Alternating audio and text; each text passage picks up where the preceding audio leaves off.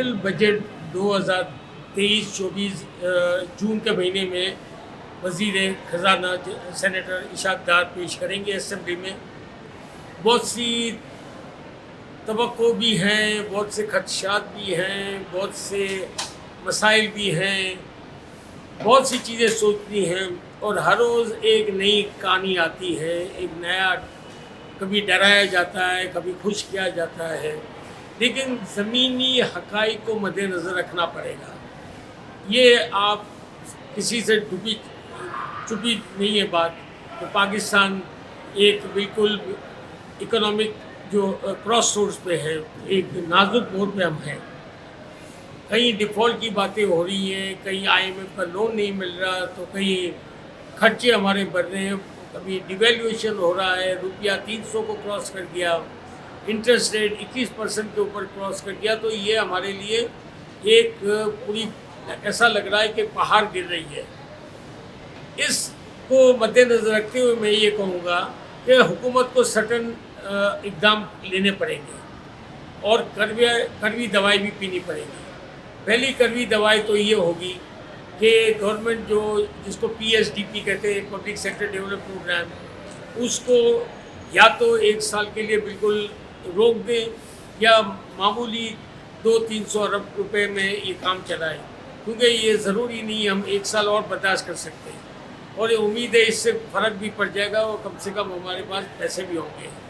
दूसरी बात जो ये है कि जो स्टेट बैंक ने मॉनेटरी पॉलिसी में 21% की है कि इससे अफरात-ए-ज़र कम होगा, ये टेक्स्ट बुक आइडिया पाकिस्तान में नहीं चल रहा, क्योंकि 80-90% जो लोन बैंक के दे रही है वो सरकार को दे रही है, जिससे कोई अफरात-ए-ज़र पे फ़र्क नहीं पड़ रहा।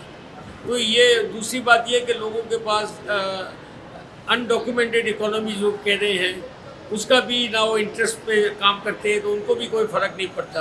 तो ये पॉलिसी चेंज करनी पड़ेगी, क्योंकि अगर 21% रेट है तो बिजनेसमैन को ये 24-25% पे अगर इंटरेस्ट मिलेगा तो वो कोई भी फीजिबल इंडस्ट्री नहीं होगी।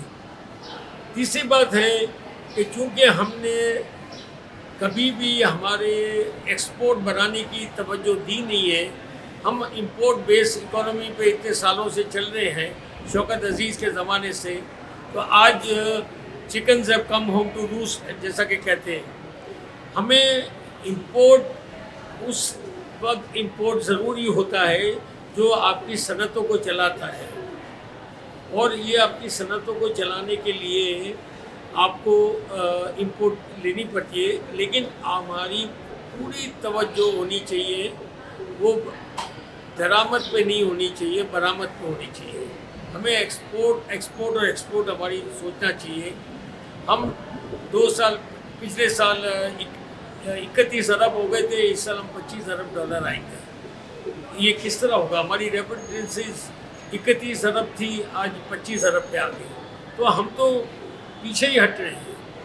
और हमें दुनिया में कोई लोन इसलिए नहीं दे रहा कि क्रेडिट रेटिंग एजेंसियों ने हमारा इतना नेगेटिव कर दिया है कि पाकिस्तान को कोई कर्जा 12-15% से कम देता नहीं है, जो 1-1, 2-2, 4-4% में मिलता था। तो ये बड़ा हमारे लिए मुश्किल साल होगा। यहाँ मैं एक चीज़ वाज़ेह कर दूँ कि हुकूमत, जैसे ये इलेक्शन ईयर है, इलेक्शन होने वाले हैं 2023 में, तो जो मौजूदा कोई भी गवर्नमेंट होती है वो ऐसे प्रोग्राम और प्रोजेक्ट लाती है जो आवाम में मकबूल हों। ये अगर करने जाएंगे तो फिर हम और गाड़े में पड़ जाएंगे। ये साल हुकूमत ये भूल जाए, इस किस्म के प्रोग्राम्स के ऊपर तवज्जो ना दे, पहले अपने जो मेन बेस है उसको मजबूत करें।